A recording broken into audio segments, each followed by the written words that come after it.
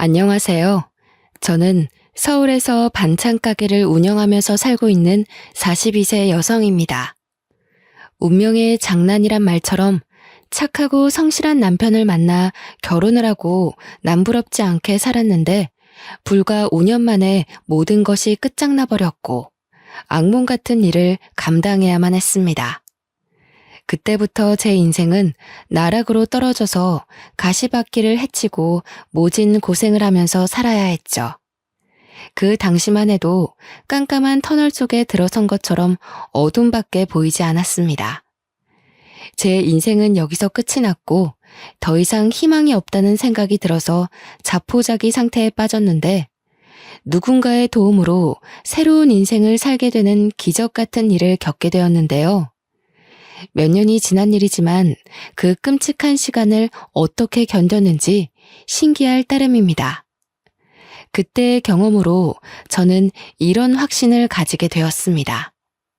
인생이란 고진감래처럼 모진 고생도 언젠가는 끝이 나고 행복도 어느새 찾아오는 법이죠. 하루하루 사는 게 힘들고 지친다고 생각하는 여러분들에게 제가 어떻게 죽을 고비를 넘기고 구사일생으로 살아났는지 믿기지 않는 영화 같은 경험을 들려드리기 위해 글을 올립니다. 저희 부모님은 트럭을 몰고 다니면서 채소 파는 일을 하셨습니다. 새벽에 농산물 시장으로 나가서 각종 야채를 받아서 거래를 하는 식당에 대주셨고 오후에는 아파트나 주택가를 돌면서 주부들을 상대로 장사를 하셨어요. 부모님이 워낙 부지런하고 남을 속이는 법이 없으셨습니다. 다른 트럭이 질이 안 좋은 야채들을 싸게 팔아도 아버지도 정직하게 좋은 상품을 팔아야 한다고 하셨어요. 조금이라도 더 팔려고 손님들을 속이면 절대 안 돼. 당장은 돈 벌지 몰라도 나중에는 그것 때문에 반드시 망하게 된다. 아버지는 이런 식으로 장사를 하셔서 아버지를 믿고 오는 단골들이 많으셨죠. 아버지께서 먹고 살기 위해서 닥치는 대로 일을 해오시다가 친척의 소개로 엄마를 만나게 되셨습니다. 결혼을 한 뒤로는 중고 트럭을 사서 두 분이 같이 야채를 팔기 시작하셨어요. 그런데 두 분이 같이 일을 하니 어린 저를 맡길 곳이 마땅치 않았습니다. 유치원 종일반에 맡기면 됐지만 부모님께서 새벽 3시에 일어나서 농산물 시장에 가야 해서 유치원에 맡겨도 소용이 없었습니다. 그래서 부모님은 저를 트럭에 데리고 다니셨어요.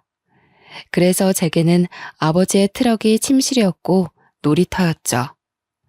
부모님께서 식당에 납품을 하러 갈 때면 식당 아주머니들의 예쁨을 받곤 했어요. 아이고, 우리 이쁜 미경이 왔구나. 어린 것이 고생이 많아. 밥은 먹고 나왔니? 단골 식당에 들리면 식당 아줌마들께서 저를 아주 예뻐해 주셨어요. 제게 요구르트나 귤 같은 걸 챙겨주시면서 기특하게 바라봐 주셨죠. 그 중에서도 7년째 단골인 부부가 같이 식당을 운영하는 곳이 있었습니다. 그 식당 주인을 만나게 된 계기도 참 특별했죠. 부모님이 채소를 팔아보려고 식당마다 찾아다니면서 고정적으로 거래해보자고 부탁할 때였습니다. 사장님, 채소 거래하는 곳 없으면 저희가 싸게 드릴게요. 제일 좋은 물건만 드릴 테니까 한 번만 거래해보세요. 아유, 갑자기 와서 왜 그러세요? 우린 채소 대주는 사람이 따로 있어요. 대부분의 식당은 거래처가 있다는 이유만으로 거절했는데 그 식당 주인은 첫 만남에서 흔쾌히 채소를 받겠다고 수락했습니다. 오, 안 그래도 거래처 좀 찾으려고 했는데 야채를 아주 좋은 걸로 골라오셨네. 좋아요. 계속 가지고 오세요. 주인 아저씨 말로는 시장에 직접 나가서 채소를 사고 있었다고 합니다. 마침 고정적으로 대주는 거래처를 찾고 있었는데 저희가 나타난 거죠. 아버지가 가지고 온 물건이 마음에 든 아저씨는 아침마다 시장에 가지 않고 아버지를 믿어보기로 했습니다. 그렇게 시작된 거래가 7년이 넘게 이어지고 있는데요. 그 식당 주인 부부는 아주 좋으신 분들이었습니다. 저를 보면 늘 사탕이나 과자를 챙겨주었고 가끔씩 용돈을 주기도 하였습니다. 그럴 때마다 저희 엄마가 급하게 말려보았지만 소용없었죠. 어이구, 사장님, 그러지 마세요. 애 버릇 나빠져요. 아니에요. 내 딸 같아서 그래요. 미경아, 괜찮아. 어서 받아. 제가 엄마 눈치만 보고 있으니까 주인 아줌마께서 웃으면서 용돈을 주었어요. 그 식당 주인 부부에게는 저와 동갑인 아들이 있었습니다. 시간이 지나서 제가 초등학생이 되자 주인 아줌마께서 농담처럼 저를 며느리로 삼겠다고 하셨죠. 미경아, 너 나중에 누구랑 결혼할래? 아줌마가 제일 좋다며. 그럼 우리 진수랑 결혼해야지. 네, 전 진수랑 결혼할 거예요. 결혼해서 진수랑 아줌마랑 같이 살래요. 어린 마음에 결혼한다는 의미도 잘 모르고 하는 소리였죠. 그럴 때마다 진수가 부끄러워하면서 아주머니 뒤에 숨어 있었는데요. 장사를 하는 부모님 영향을 받아서 그런지 저는 낯을 가리지 않았지만 진수는 아니었습니다. 부끄러움이 많았고 저를 좋아하는 것 같아 보였지만 늘 수줍어하면서 아무 말도 못했어요. 진수의 소극적인 성격은 고등학생이 되자 더 심해졌습니다. 나이를 먹을수록 서로 마주쳐도 피하는 지경에 이르자 제가 먼저 다가가 보려고 노력했습니다. 진수야, 요즘 톡 못 봤는데 잘 지냈어? 오랜만에 마주쳤길래 제가 웃으면서 진수에게 인사를 했죠. 그런데 진수가 얼굴을 붉히면서 도망가 버렸습니다. 그 모습을 본 아줌마도 어이없는 표정을 지으셨는데요. 어이구, 사내 놈이 저렇게 숫기가 없어서 어째. 진수야, 오랜만에 네 여자친구 왔는데 왜 그러냐? 같이 밥이라도 함께 하자고 해야지. 주인 아줌마는 농담 반 진담 반으로 저를 며느리로 점찍어 두고 있었습니다. 고등학생이었지만 방학이 되면서 몸이 불편해진 엄마를 대신해 제가 아버지를 따라다니고 있었거든요. 오래 본 사이이기도 하고 그 모습을 예쁘게 봐주셔서 절 볼 때마다 진수랑 사귀라고 하셨죠. 어른들한테 잘 보이려고 아버지를 따라다닌 것은 아니었습니다. 저도 아버지 뒤를 이을 생각이 있어서 고등학교를 졸업할 쯤에 이야기하였습니다. 아빠, 나 대학 갈 생각 없는데 아빠 대신 장사하면 안 돼? 나도 채소 고르는 법은 다 알아. 뭐? 말도 안 되는 소리 하지 마. 전문대라도 갈 생각을 해야지. 20살도 안 된 기집애가 장사는 무슨 놈의 장사야? 아버지는 제 말을 끝까지 들어보지도 않고 안 된다고 하셨어요. 하지만 저는 매일같이 고생만 하는 부모님이 너무 안쓰러워서 편하게 대학에 갈 수 없었습니다. 대학 등록금을 생각하면 제가 장사를 하는 게 더 속 편했거든요. 더군다나 공부에 관심이 없기도 하였습니다. 고등학교를 다닐 때만 해도 매일 수업 듣고 숙제를 하는 게 지겨웠습니다. 이해도 안 되는 수학 문제를 풀거나 영어 단어를 외워야 하는 것 자체가 싫었죠.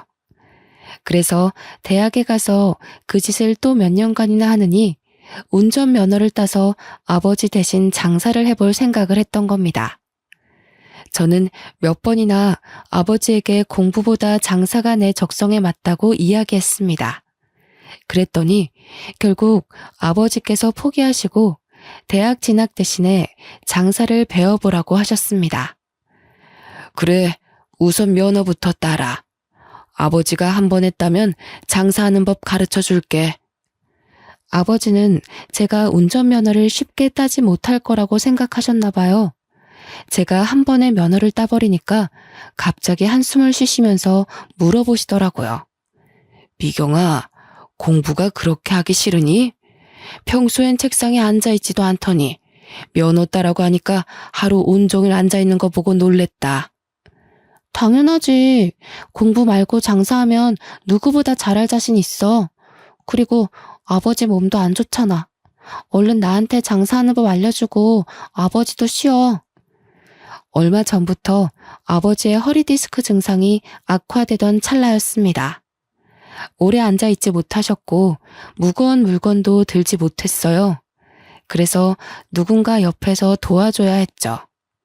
엄마도 무릎이 좋지 않은 상태라서 저밖에 나설 사람이 없었는데요.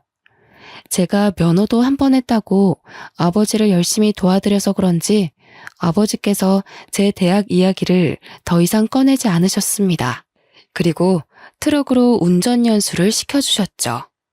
아버지께 트럭 운전을 배운 지 한 달이 지나자 저 혼자 운전할 실력이 되었습니다. 아버지도 저를 믿고 운전대를 완전히 넘기셨어요. 배우는 게 빠르네. 네 말대로 넌 장사꾼 체질인 것 같다. 그치? 내가 뭐라 했어. 나 대학 가면 큰일 날 뻔했다니까. 아버지께 인정받게 되니까 신이 나서 더 적극적으로 장사를 했던 것 같습니다. 그래서 그 뒤로 아버지를 대신해서 제가 채소 장사를 하게 되었어요. 단골 식당 주인들은 모두 저를 알고 있어서 장사는 매우 수월했죠. 대부분 아주 기특하다고 칭찬을 해주셨지만 주택가를 돌다가 처음 채소를 사러 온 아주머니들은 새파랗게 어린 제가 혼자서 장사를 하는 걸 보고 놀라셨어요. 어머, 사장님이 젊으시네. 아니, 사장님이 따로 계신 건가? 아니요, 제가 주인이에요. 아버지랑 하다가 물려받았어요. 세상에, 어린 나이에 참 대단하네. 제가 어리기도 하고 여자라서 그런지 주목을 많이 받았죠. 아주머니들도 어린 여자 사장님이라 오랫동안 기억하고 있는 눈치셨어요. 오랜만에 들린 동네가 있었는데 야채가 싱싱해서 기다리고 있었다고 하더라고요. 제가 그렇게 장사꾼으로 자리 잡아가는 사이에 진수는 대학교를 졸업하고 직장에 취직하게 되었어요. 어느 날 진수의 식당에 찾아갔더니 주인 아주머니께서 저를 부르시더라고요. 미경아, 잠깐만 앉아라. 내가 할 말이 있다. 주인 아주머니의 표정이 심상치 않아서 들고 온 야채 상자를 내리고 바로 식탁에 앉았습니다. 제가 실수를 한 걸까 싶었는데 아주머니께서 아주 뜻밖의 말을 꺼내셨어요. 미경이 너도 이제 25살이지? 네, 맞아요. 사귀는 남자는 있니? 아니요, 장사하느라 남자 만날 시간도 없죠. 그런데 그건 왜 물어보세요? 그럼 우리 진수랑 영화 보고 밥 좀 먹고 와라. 네? 갑자기요? 영화랑 밥은 왜? 아니, 진수 이 녀석이 너 좋아하는 것 같은데 끝까지 아니라는 거 있지? 그러면서 너 언제 오냐고 물어보고 어디서 장사하냐고 물어보는데 지겹다 지겨워. 진수가 그랬다고요? 저만 보면 피하는 것 같았는데 설마요. 에이, 내가 용돈 줄 테니까 네가 영화 보러 가자고 해봐라. 진수 그 녀석 좋다고 해볼래 할 거다. 남들이 보면 당혹스럽고 이상한 상황일 수도 있었지만 저는 이번에 진지하게 만나볼까 하는 생각도 들었습니다. 오래전부터 진수에게 호감이 있었고 어릴 때만 해도 진수랑 자주 돌아다녔거든요. 근데 나이를 먹어갈수록 진수는 절 불편하게 생각하는 것 같아서 거리를 두고 있었습니다. 이제 생각해보니 진수도 절 좋아하게 돼서 쭈뼛거렸던 것 같네요. 그래서 저는 남편과 약속을 잡아서 영화를 보았고 본격적으로 연애를 시작하게 되었습니다. 정식으로 만나자는 말이 나오자 역시나 남편이 절 오랫동안 좋아하고 있었다는 말을 꺼내더라고요. 예전부터 너 좋아하고 있었는데 쑥스러워서 말 못했어. 내가 남자답게 먼저 밥이라도 먹자고 하는 거였는데 끝까지 못하겠더라. 남편은 호감을 가지고 있었지만 제게 말을 걸지 못해서 갈팡질팡하고 있었나 봅니다. 그 사실을 알고 있던 시어머니께서 다리를 놔주신 거죠.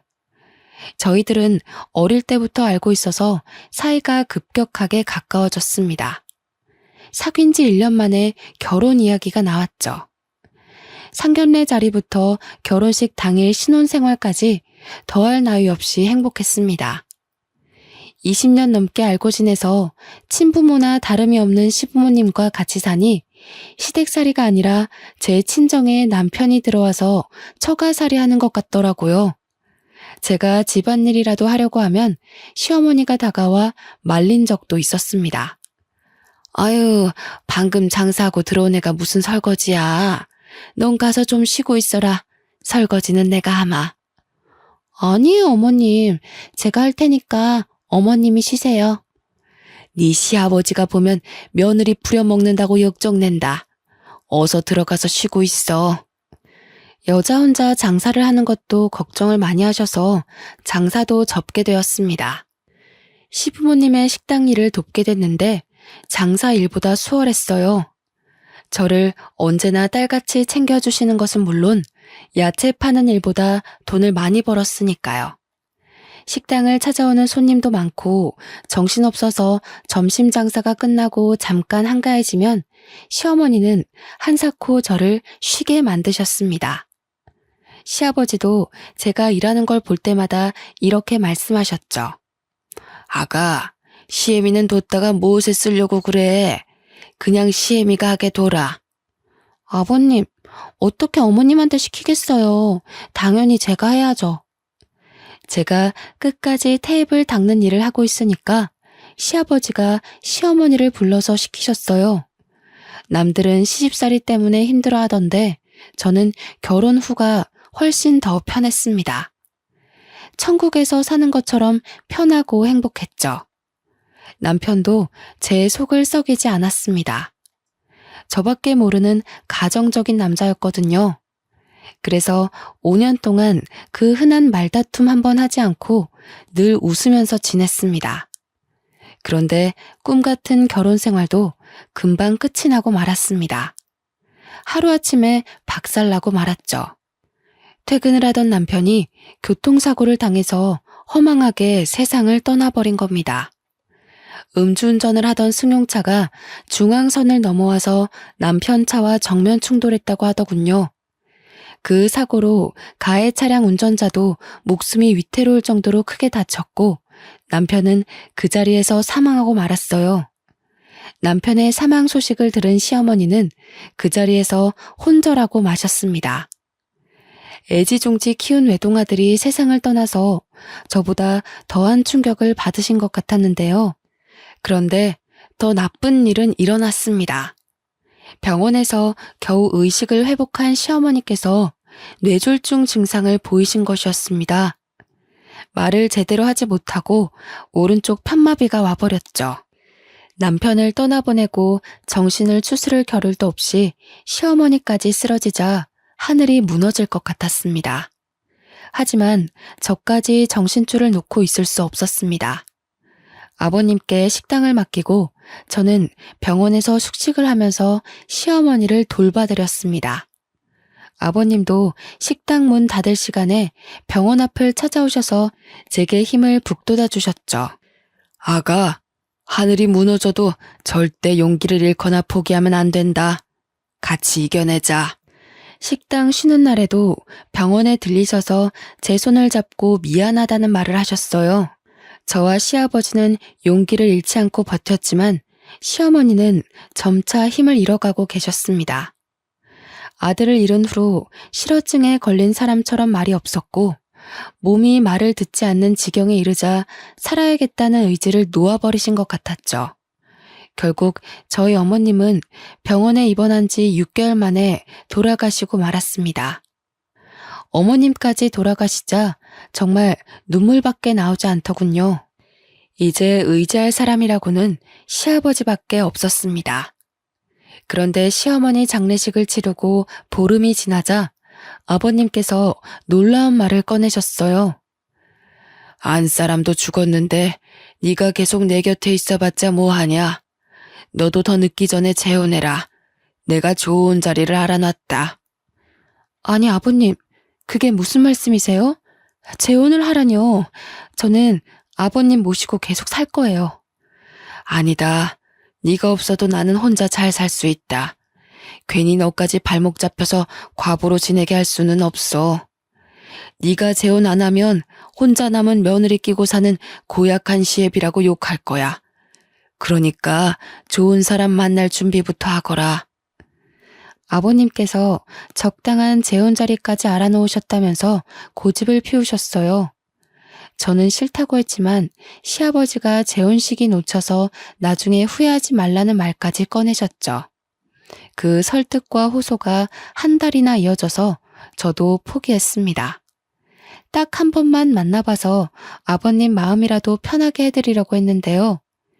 시장에서 반찬 가게를 하는 여성의 아들을 만나보았는데 생각보다 좋은 사람이었습니다. 전 남편과 다르게 적극적이고 말주변도 화려해서 시간 가는 줄 몰랐습니다. 그렇게 몇 번의 만남을 더 가지다 보니 재혼까지 하게 되었네요. 저랑 재혼한 남편은 아내가 먼저 세상을 떠나서 혼자가 되었다고 했으니까요. 그런 점들 때문에 마음이 잘 맞아서 재혼을 결심하게 되었습니다. 그런데 그 결혼 하지 말았어야 했습니다. 막상 재혼하고 나니 제가 생각한 재혼 생활이 아니었거든요. 시댁살이하게 된 첫날 어머님께서 저를 보자마자 식당 이야기를 꺼내셨습니다. 이혼 전에 식당에서 일해봤다며? 반찬이나 음식은 잘하겠구나. 네, 웬만한 건 돌아가신 시어머니께 다 배웠어요. 그럼 됐다. 내일부터 가게에 나와서 일 거들어라. 재혼한 뒤에 만난 시어머니는 다짜고짜 자기가 운영하는 가게에서 일을 시켰습니다. 시어머니가 반찬 가게를 하니 며느리가 돕는 건 당연한 일이었지만 시어머니가 저를 대하는 태도가 남달랐습니다. 며느리가 아니라 식모를 대하는 것 같더라고요. 게다가 시어머니는 힘든 일이 생기면 무조건 저를 불렀습니다. 오늘은 총각김치를 담아야 하니 무부터 다듬어 놓고 양념거리 준비해라. 시어머니가 운영하는 반찬 가게는 규모가 상당히 컸습니다. 장사도 잘 되는 편이라서 매일같이 김치를 담아야 했고 여러 가지 반찬거리를 준비하느라 채소를 다듬어야 했어요. 힘이 들어서 잠깐 쉬기라도 하면 시어머니는 금세 다른 일거리를 가져오셨습니다. 아니, 지금 퍼즐로 앉아서 뭐 하는 거야? 손님들 오기 전에 반찬들 담아서 포장해 놓으라고. 할 일이 많은데 너만 지금 쉬고 있어? 시어머니는 제가 잠깐이라도 쉬는 꼴을 보지 못했습니다. 매일 채소를 다듬고 만지느라 손에 독이 올라서 부르트고 물기 때문에 습진을 달고 살아야 했어요. 무거운 배추며 무 다발을 옮기느라 허리와 무릎에 골병이 들 지경이었습니다. 어떤 날은 종일 쪼그리고 앉아서 일을 하다 일어서는데 하늘이 노랗게 보이면서 현기증이 일어나서 쓰러질 뻔했죠. 병원에 가봤더니 빈혈이 아주 심하다고 했습니다. 너무 과로하시는 것 같아요. 적당히 쉬어줘야 몸이 버팁니다. 며칠 동안 푹 쉬셔야 할 컨디션이에요. 지금 쉬면 안 돼요. 가게가 한참 바쁠 때라. 이 몸 상태로 일을 하시겠다고요? 의사는 걱정을 했지만 쉴 형편이 되지 않았습니다. 제가 몸이 좋지 않다고 말해보았지만 시어머니께서 갑자기 일하시는 아주머니들을 전부 다 내보내는 거 있죠? 아주머니들이 갑자기 그만두게 되었다며 저한테 작별 인사를 하는데 눈앞이 아찔해지고 말았습니다. 그래서 아주머니에게 인사할 겨를도 없이 곧장 어머님께가 하소연했는데요. 어머니, 아주머니들 전부 다 내보내면 일은 누가 해요? 그러자 시어머니께서 어이없는 표정으로 저를 내려다보시더군요. 누가 하기는 누가 해? 네가 해야지. 멀쩡한 일꾼 놔두고 왜 돈 아깝게 사람을 쓰니? 안 그래도 자르려고 했는데 네가 하도 엄살 피우길래 며칠 더 데리고 있었던 거다. 그 말을 듣는 순간 정말 기가 막혀서 예의 차릴 생각도 들지 않았습니다. 그래서 평소랑 다르게 버럭 소리를 지르고 말았죠. 어머님, 정말 너무하세요. 가게를 시작한 후로 빈혈도 심해지고 허리도 안 좋아서 쉬어야 한다고 했잖아요. 그런데 갑자기 이러시는 게 어디 있어요? 원래 의사들 말은 믿을 게 못 된다. 돈이나 벌려고 멀쩡한 사람 환자로 만드는 것들이야. 딱 봐도 아파 보이지도 않더만. 왜 엄살이야? 잔말 말고 어서 시킨 일이나 해. 시어머니는 제가 아프고 힘들어서 죽을 것 같다고 해도 꾀병 부리지 말라고 하셨습니다. 그래서 혼자서 산더미처럼 쌓인 야채를 다듬고 양념을 해서 장사 준비를 해야 했죠. 아침 일찍 가게 문을 열고 채소를 다듬을 때마다 눈물이 저절로 쏟아졌고 시아버지 생각이 절로 들었습니다. 결국 참지 못하고 시아버지께 전화드린 적도 있었는데요. 얘야, 많이 힘들지? 그래, 얼마나 고생이 많겠니? 그렇지만 여자들 시집살이가 원래 그런 거야. 참고 견디거라. 그리고 이제부터 나한테 전화하지 말거라. 내가 네 치납이면 어찌해주겠는데 나도 남의 집 사정 끼어들 수도 없다. 기댈 곳이 시아버지뿐이라서 연락한 건데 이렇게 차갑게 나오시다뇨. 제가 자주 연락드려서 그런 거냐고 조금만 전화하겠다고 사정해도 아버님은 차가우셨습니다. 그리고 며칠 뒤에 다시 전화를 해봤지만 없는 번호라는 안내 멘트가 나오더군요. 아버님께서 아예 전화번호도 바꾸고 저와 연락을 끊어버린 겁니다. 혹시나 하는 마음에 시아버지가 운영하던 식당에 찾아가 봤는데 주인이 바뀌었더라고요. 시아버지는 저 몰래 식당을 처분하신 것 같았습니다. 아버님과도 인연이 끊어졌다고 생각하니 기운이 쭉 빠졌습니다. 이제 별 방법도 없었죠. 시어머니의 구박을 억지로 견디면서 살아야 했는데요. 그러다 남편이 제게 거짓말을 했다는 사실을 알게 되었습니다. 남편의 전처가 갑자기 세상을 떠난 걸로 알고 있는데 그게 아니었어요. 남편은 전처와 이혼을 하고 갈라섰던 것이었습니다. 시어머니와 남편이 둘이 속닥거리는 소리를 듣고 잠자리에 들기 전에 남편에게 물었죠. 당신 나한테 거짓말한 거 있지? 전처랑은 사별한 거라면서 아까 어머님이랑 한 이야기는 도대체 뭐야? 뭐? 설마 몰래 엿들은 거야? 이제 와서 그게 무슨 상관이야? 사별한 거나 이혼한 거나 매한가지 아니야? 그게 어떻게 똑같아? 왜 이혼한 건데? 이상한 이유로 이혼한 거야? 나한테 왜 거짓말한 건데? 이상한 이유로 이혼한 거 아니야. 사실대로 말하면 왜 이혼했는지 물을 거잖아. 그래서 그냥 전처가 죽었다고 한 거야. 아니, 그러니까 왜 이혼한 거냐고. 좋게 말할 때 이야기해. 어머님까지 다 깨우기 전에. 제가 끝까지 물고 늘어지니까 남편이 전처가 바람이 나서 갈라선 거라고 이야기했어요. 그런데 재혼을 할 때 그런 사정을 구구절절 설명하기 귀찮아서 거짓말한 거라고 하더군요. 하지만 남편의 거짓말은 여기서 끝난 게 아니었습니다.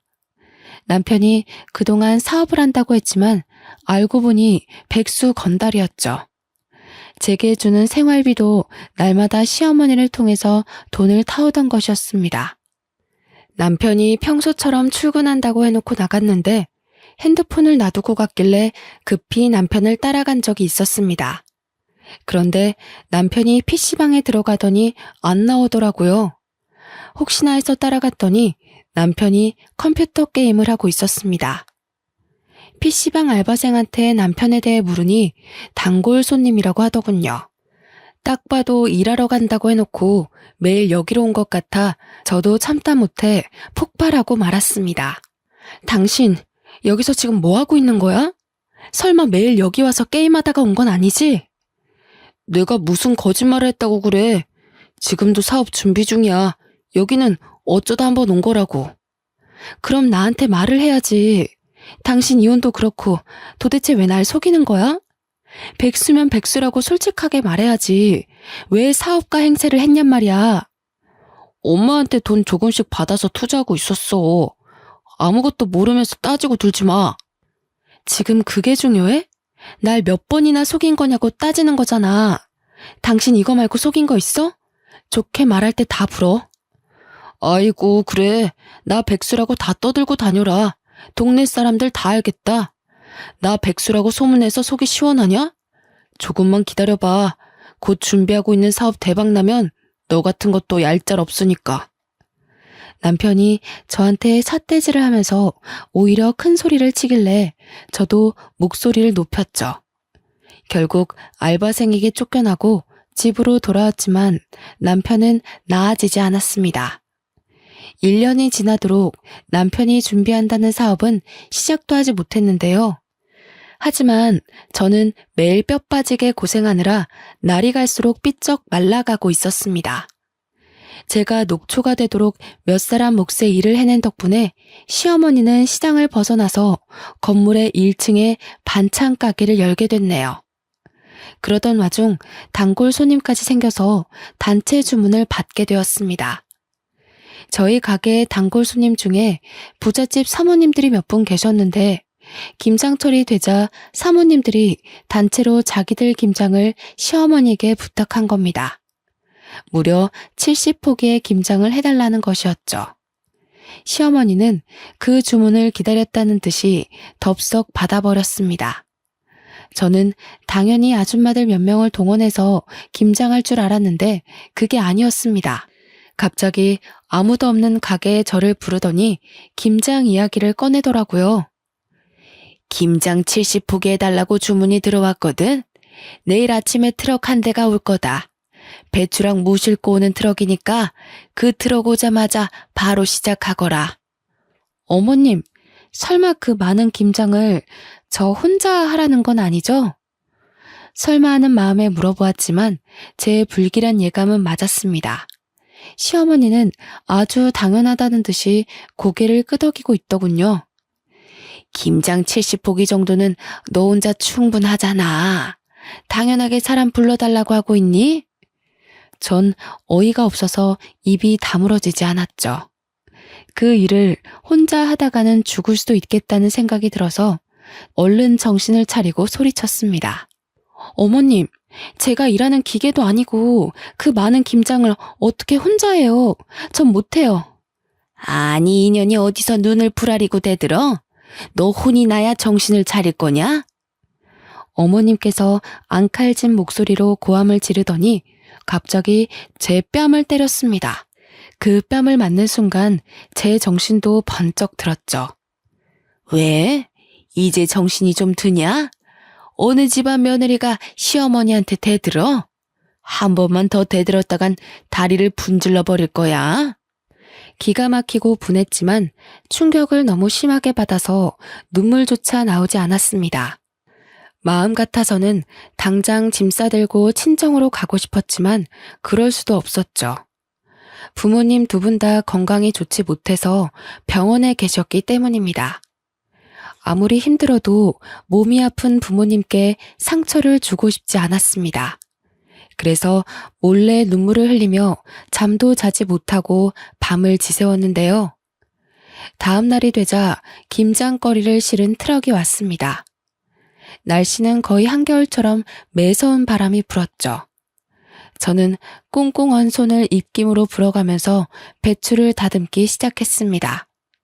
그런데 아무리 해도 끝이 보이지 않더군요. 이를 악물고 부지런히 손을 놀려봐도 배추가 줄어들지 않았습니다. 몸은 점점 아파오고 손이 얼어붙어서 감각이 점점 없어지고 있었습니다. 그러다가 무거운 양동이를 들어 올렸는데요. 그 순간 눈앞이 캄캄해지면서 의식을 잃고 말았습니다. 겨우 정신을 차리고 눈을 떠보니 병실에 누워있더라고요. 제 옆에는 낯익은 분이 앉아 계셨습니다. 온화하면서 따뜻한 눈빛으로 쳐다보길래 순간 누군가 싶었죠. 멍하니 그 얼굴을 바라보고 있는데 순간 시아버지라는 생각이 들었습니다. 아버님. 아가, 이제 정신이 드냐? 3년 동안 연락이 끊어져서 무척이나 반가웠어요. 그땐 저를 차갑게 내친 것은 기억도 나지 않고 말도 없이 사라진 것도 떠오르지 않았습니다. 그저 아버님을 만났다는 생각만으로 기운이 나서 시아버지의 손을 꾹 잡았는데요. 제가 왜 이제야 나타났냐고 눈물을 흘리자 시아버지께서 우연히 반찬 가게를 들렀다가 의식을 잃고 쓰러져 있던 저를 발견하고 병원으로 옮겼다고 이야기해 주었습니다. 그래서 저도 모르게 그동안 당했던 일들을 다 이야기해 버렸습니다. 아버님께서 제 이야기를 듣고 가만히 고개를 숙이고 있더니 몇 번이나 한숨을 내쉬더군요. 정말 막대 먹은 사람이구나.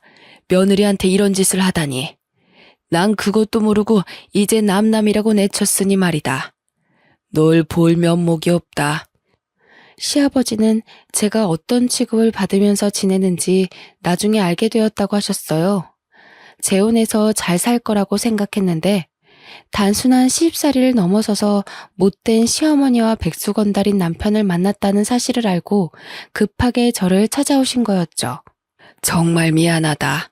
믿을 만한 사람이라서 너한테 소개시켜 준 건데 이렇게 될 줄 몰랐다. 멀쩡히 잘 사는 애를 괜히 재혼시켰다. 내가 잘못했어. 아버님께서 눈물을 흘리시길래 저도 같이 눈물을 흘렸습니다. 그날 하루 온종일 울었던 것 같네요. 시어머니는 다음 날이 돼서야 병원에 오셨습니다. 그리고 제게 김장 걱정부터 꺼내는 거 있죠? 아니, 세상에 김장하다 말고 퍼질러 누워있으면 어쩌자는 거야? 보니까 멀쩡하네. 당장 일어나서 김장하러 가. 그때 잠깐 병실 밖에 나갔다 들어온 시아버지께서 시어머니를 보셨습니다. 저를 다그치는 모습을 보고 대뜸 소리를 치기 시작했죠. 김 여사, 지금 뭐 하는 거야? 당신 때문에 일하다 혼절한 애한테 무슨 말 같지도 않은 소리를 하고 있어. 깜짝 놀란 시어머니는 시아버지를 보더니 바로 고개를 숙였습니다. 아이고, 건물주님이 여기를 어떻게 오셨어요? 건물주라니. 시어머니가 아버님께 쩔쩔매는 걸 보고 깜짝 놀라고 말았습니다. 시어머니가 하는 말을 들어보니 아버님께서 저희 반찬 가게가 새 들어가 있는 건물 주인인 것 같더군요. 당신 그렇게 안 봤는데 인간이 아니구만. 당장 내 건물에서 나가. 아이고, 제발 살려주세요. 저희 며느리 생각해서 싸게 세 주시기로 했잖아요. 계약서 썼으면서 왜 그러세요? 시아버지의 불호령에 시어머니가 사색이 돼서 싹싹 빌었습니다. 시어머니가 유독 아버님께 약한 이유가 있었습니다. 아버님께서 월세만 싸게 해주신 것이 아니라 시어머니에게 돈까지 빌려줬더라고요. 아버님이 5천만 원짜리 보증금을 대신 내줬는데 시어머니는 몰래 저를 못 살게 굴었던 거죠. 아버님은 은혜도 모르는 년이라고 시어머니를 건물에서 쫓아내겠다고 하셨습니다. 물론 5천만 원도 당장 달라고 소리치셨는데요. 어머님이 그 소리를 듣고 허리를 몇 번이나 숙이며 사과를 하고 있었습니다. 아유, 죄송합니다. 며느리가 꾀병 부리는 줄 알았어요. 다 나을 때까지 설거지도 안 시킬 테니까 이번만 어떻게 봐주시면 안 될까요? 그럼 지금 가서 김장 다 하고 오세요. 그러면 쫓아내진 않을 테니까. 네? 그걸 어떻게 혼자서 해요? 며느리는 젊어서 그렇지 저는 나이 먹을 대로 먹었고. 딱 봐도 우리 며느리 아픈데 일 시켰구만. 싫으면 당장 짐 싸서 나가세요. 아니에요. 할게요. 할 거니까 기다려주세요. 시어머니가 병원을 나서니까 아버님도 감시해야겠다며 따라 나서더군요. 시어머니는 시아버지의 감시하에 혼자서 70포기의 김장을 담아야 했습니다. 몸살이 나서 사흘 동안 알아누웠다는 말을 전해 듣고 어찌나 속이 시원하던지요. 게다가 다시 병문안을 온 시아버지께서 충격적인 소식을 이야기해 주셨습니다. 내가 3년 만에 널 찾아온 이유가 있다. 나한테 남은 시간이 별로 없어서 유언이라도 남기고 싶었어. 유언이라뇨? 도대체 그게 무슨 말씀이세요? 한 달 전에 시한부 판정을 받았다. 몇 개월 안에 죽을 거라고 하니까 너밖에 생각나지 않더라. 네가 힘들게 살고 있다는 사실도 늘 마음에 걸렸는데 잘 된 일이지. 제가 놀라서 얼굴이 새하얗게 질렸는데도 아버님께서 태연하게 웃어 보이셨습니다. 시아버지는 저와 연락을 끊은 뒤에 식당을 처분하고 30년 넘게 모은 재산을 모두 털어서 건물을 사셨다고 했어요. 그 뒤로도 계속해서 쉬지 않고 일을 했는데 전부터 피곤하고 몸이 좋지 않았다고 합니다. 하지만 나이가 들면서 생기는 자연스러운 현상이라고 생각하고 별 생각 없이 넘겼다고 하죠. 어느 순간 숨쉬기가 어렵고 기침이 갑자기 나는 일이 많아진 것도 모자라 얼마 전에는 피를 토하셨다고 해요. 그래서 병원에 가보니 폐암 말기 판정을 받았다고 합니다. 수명이 길어야 1년 정도밖에 안 남았다는 말을 듣고 아버님께서 모든 걸 내려놓고 절 찾아오셨습니다. 어차피 내가 죽으면 나한테 남은 재산 너한테 주려고 했다. 내가 낳은 자식은 아니지만 널 생각하면 늘 애틋해. 친딸처럼 내 곁에 두고 오순도순 지내는 거였는데 왜 결혼을 시켰을까 후회만 가득하구나. 아가, 진심으로 미안하다. 아버님이 저를 이렇게까지 특별하게 생각할 줄은 몰랐습니다. 게다가 아버님께서 충격적인 소식을 한 가지 더 알려주셨습니다. 바로 남편이 저 몰래 내연녀를 만나고 있다는 사실이었죠. 사업을 준비한다는 건 새빨간 거짓말이었고 시어머니께 탄 돈으로 내연녀와 동거를 하고 있었던 것입니다. 시어머니도 그런 사실을 알고 있었지만 저를 며느리가 아니라 그냥 막 부려먹는 식모 정도로 생각하고 있어서 아까우셨나 봅니다. 행여나 이혼해서 노예 하나 사라질까봐 입 다물고 있었던 거죠. 제가 그 사실을 전해 듣고 시어머니를 찾아가 따지니 어머님이 그제서야 제게 사과의 말을 건넸습니다. 얘야, 누구나 실수하는 법이야. 어쩌다 너한테 못할 짓 했지만 한 번만 용서해다오. 나까지 널 속이고 있어서 미안하다. 아니, 내가 말하려고 했는데 우리 아들이 또 이혼할까봐 그랬어. 좀 이해해다오. 시어머니는 엎드려서 남편의 잘못을 용서해달라고 빌었지만 그것 역시 거짓말이란 사실을 아주 잘 알고 있었습니다. 그래서 저는 법의 힘을 빌려서 그동안 제가 당한 만큼의 대가를 받아냈어요. 전 시부에게 빌렸던 5천만 원과 남편의 바람에 의한 이혼 소송까지 진행해서 시댁은 총 7천만 원을 뱉었어야 했는데요. 돈이 없으니 대신 위자료로 일단 반찬 가게를 준다고 하길래 반찬 가게를 제가 가져올 수 있었습니다. 물론 철저하게 남은 돈은 분할 납부받기로 약속했고요. 그리고 시아버지 덕분에 건물주가 되었지만 반찬 가게는 직접 운영하고 있을 생각입니다. 건물주라고 한가하게 놀고만 있지 말라는 아버님의 지시가 있었거든요. 시아버지는 지금 호스피스 병동에서 조용히 여생을 지내시고 계세요. 길어야 1년이라고 했지만 3년이 지난 지금도 제가 보기에는 잘 지내고 계시는데요.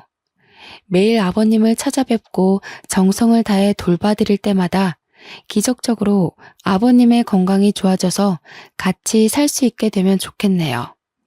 그리고 제게 반찬 가게를 넘겨준 시어머니는 알거지 신세가 되어버렸습니다. 아들이 무능하니 돈 벌 궁리가 없어진 거죠. 겨우 장만한 반찬 가게를 제게 넘겨주고 생계가 막막해졌는지 어느 날 갑자기 저를 찾아오기도 하였습니다. 얘야, 이렇게 찾아와서 미안하다. 내가 돈이 없어서 그런데 조금이라도 빌려주면 안 되니? 돈 빌려주면 갚을 수 있으세요? 차라리 제 가게에서 일하세요. 그럼 먹고 살기는 해드릴게요. 대신 김장 70포기 정도 혼자서 하실 생각하셔야 돼요. 시어머니는 어이없는 표정으로 저를 바라보았지만 다른 방법이 없었죠. 제가 할 마음 없으면 돌아가라고 하니 어머님께서 그렇게 하겠다고 말씀하셨습니다. 그래서 지금도 어머님께서 제 반찬 가게에서 죽을 힘을 다해서 일을 하고 있습니다.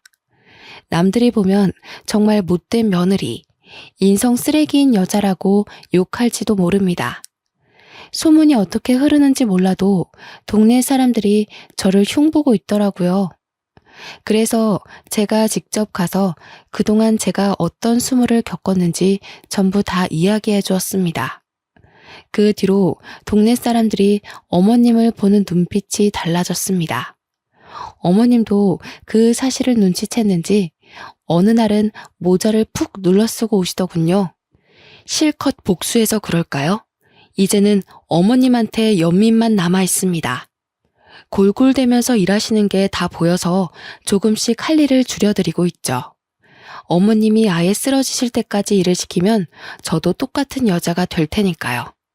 시어머니도 고마웠는지 웬일로 집에서 반찬을 만들어서 제게 준 적도 있습니다. 시댁살이 할 때 맛있게 먹던 반찬을 기억하고 계셨나 봐요. 그 반찬이랑 밥을 먹고 있으니 기분이 이상하네요. 역시 사람은 오래 살고 볼 일입니다. 여러분은 제 사연 어떻게 들으셨나요? 저보다 더 힘들게 사신 분들도 계실 테지만 아픔을 견뎌낸 이야기를 공유하고 싶어서 이렇게 사연 글을 보내봅니다. 여러분들은 부디 이런 아픔 없이 무던한 인생을 보내시길 바랍니다. 감사합니다.